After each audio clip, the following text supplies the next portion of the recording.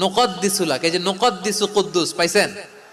তারা বলেছিল আল্লাহ মানুষ কেন বানাবেন, মারামারি করবে, আমরাই তো ভালো, আমরাই আপনার মহিমা বর্ণনা করি, আমরাই আপনার পবিত্রতা বর্ণনা করি। নুকদ্দিসু লাক তার মানে আল কুদ্দুস। আবার আমার নবী যখন সিজদায় লুটিয়ে পড়তেন, আম্মা জানা এসে বলেন আমরা তো সিজদার মধ্যে সুবহান রাব্বিয়াল আলা বলেই শেষ, কিন্তু বিশ্বনবী তাহাজ্জুদের নামাজে, নফল নামাজে, সুন্নত নামাজে তিনবার সুবহানা রাব্বিয়াল আলা তাসবিহ পড়ার পরে তিনি পড়তেন সুবহুন কুদ্দুসুন রাব্বুল মালাইকাতি ওয়ার রূহ। সুবহ কুদ্দুস রব্বুল মালাইকাতি ওয়ার রূহ।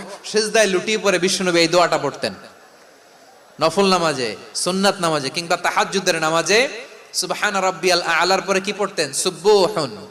আওয়াজ করে বলেন সুবহুন কুদ্দুসুন রব্বুল